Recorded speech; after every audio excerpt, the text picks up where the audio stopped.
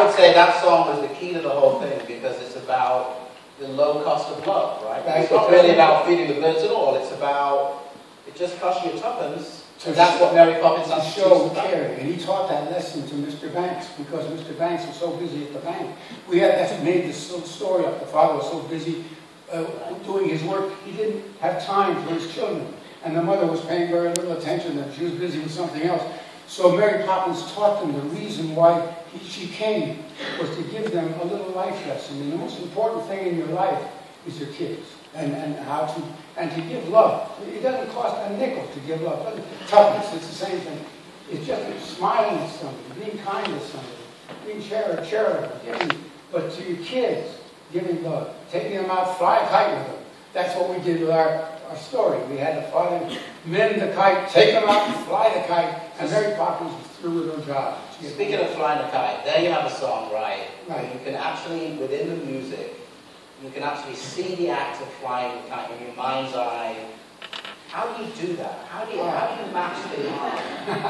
Well, there's an exuberance about it, you know, flying. Can you play that one? Oh, of course I can, but I'll give you a little trick. See, there's a little magical trick.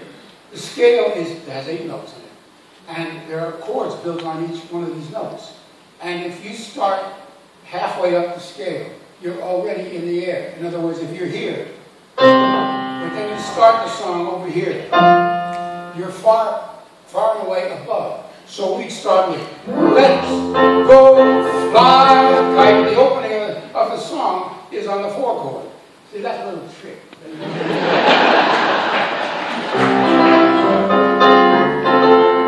With tuppence for paper and strings, you can have your own set of wings. You put your feet on the ground, you're a bird in flight, with your fists holding tight to the string of your kite. Oh, oh, oh, let's go fly a kite up to the highest height. Let's go fly a kite and send it soaring up through the atmosphere, up where the air is clear. Oh, let's go fly a kite.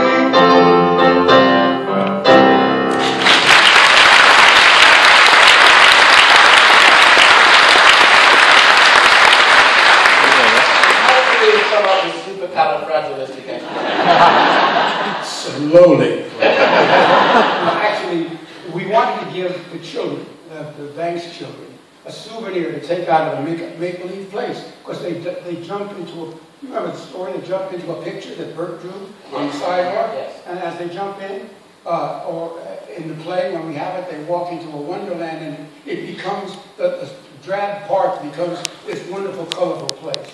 Very much like this wonderful set we have here. And basically what I felt and my brother felt is we had to give them a souvenir to take out of this place. But we couldn't give them a tangible souvenir because, you know, a make-believe place has make-believe things in it. Right. So you couldn't give them a pebble, you couldn't give them a seashell or a leaf or anything of that kind, an acorn. You had to do something else. So we said, remember when we were kids in camp, we used to make up terrible words and made up obnoxious words like flaboclavolation, and people say, what does that mean? And we say, aha, that's a secret. So we decided, let's get a real obnoxious word. So we started with a real big, long, obnoxious word. So that's when we started, big, long, and obnoxious, and that's not terribly singable. So we said, obnoxious is no good either, but atrocious sounds very British. You know, American kids who are trying to sound British. Atrocious, that's good. And then if you're smart, people will want to know what it means, and then you'd be precocious. That's good. We had atrocious, precocious. What does that rhyme with? We couldn't think of anything. Well, how about docious? It just sounds good. Okay, we'll have it at the end. So we had the end of the song before we started. We started with super colossal. Remember, we had super colossal quadrifragulation, and now super colossal. 2 weeks later, we had califragilistic. It just came, you know. I said, Bob had califrag, and I had illistic, or whatever. But we cobbled together this thing, and it became. It's in the better dictionaries now. I want you to know. Because I was afraid to speak when I was just a lad. The father gave me notice and told me I was bad. But then one day I learned the words that say Mickey knows the biggest word you ever heard, and this is how it goes. It's supercalifragilisticexpialidocious, even though the sound of it is something quite atrocious. If you say it loud enough, you'll always sound precocious. Supercalifragilisticexpialidocious.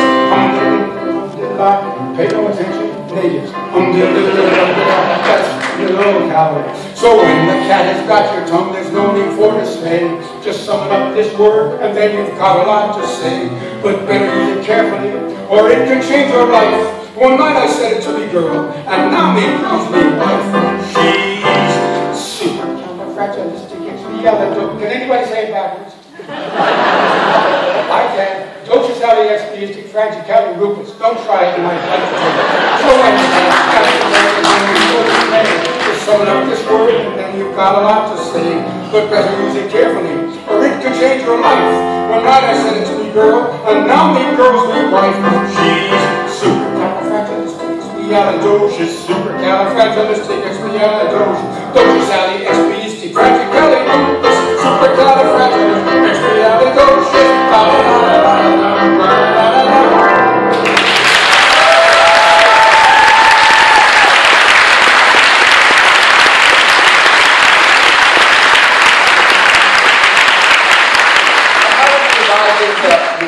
Who wrote what? Did somebody write more words? How did it explain that? Well, Bob and I sat in a room together. Stu, came up with ideas and thoughts.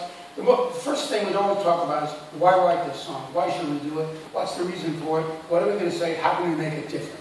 So we kept trying to do that. And I'm being a musician of the two of us. Bob was very musical, but he didn't perform or sing. But he was wonderful with words. And Bob and I both collaborated on the words and on the music, because he'd say, go do that, do this. And so I would change my attack on the piano, and we just collaborated together. It was very much 50-50.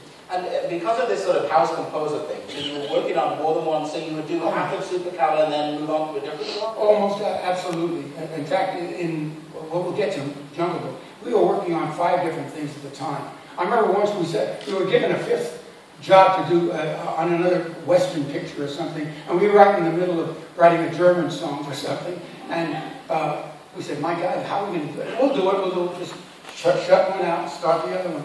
So what we did was Walt came in, and he said, listen, I have another thing I want you to do, and he had another job for us.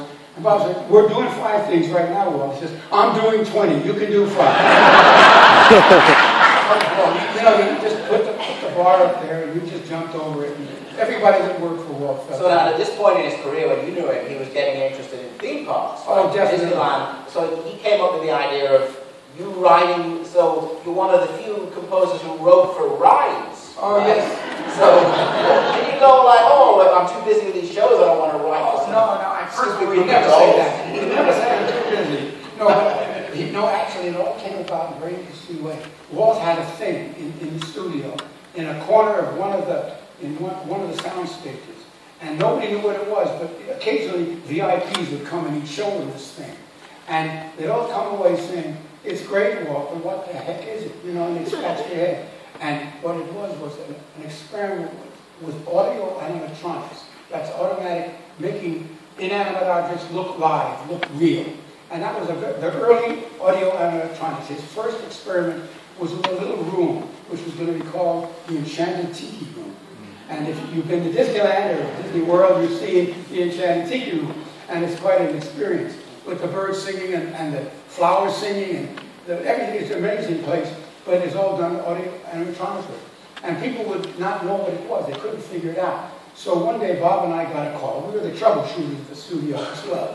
So we came down, and Walt said, listen, I want you to come to stage number one where we had this thing, and I want you to see this. So we came and sat down on little bridge chairs, I remember, and all around us, there was no lights on or anything. It looked like a jungle room. And pretty soon the room came alive, and down came this cascade of birds, and they were singing, let's all sing like the birdies sing. And pretty soon this whole thing came alive, and tikis were going, it was amazing. And we were through, we said, Walt, what the heck is this? Nobody could figure it out. So Walt looked at us without a woman, he said, you're going to write me a song that will explain all this.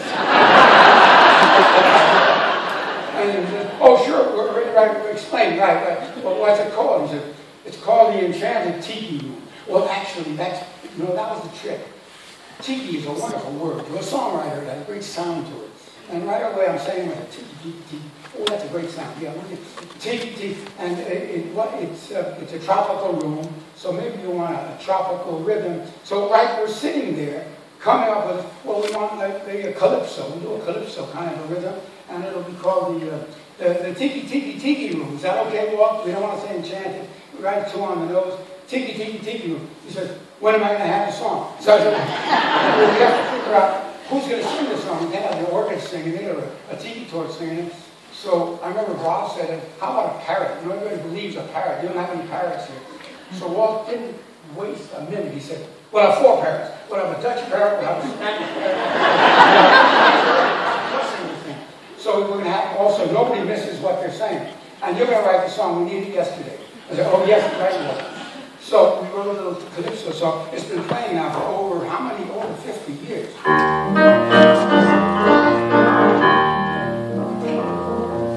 Welcome to our tropical hideaway, you lucky people, you. If we weren't in the show starting right away, we'd be in the audience too.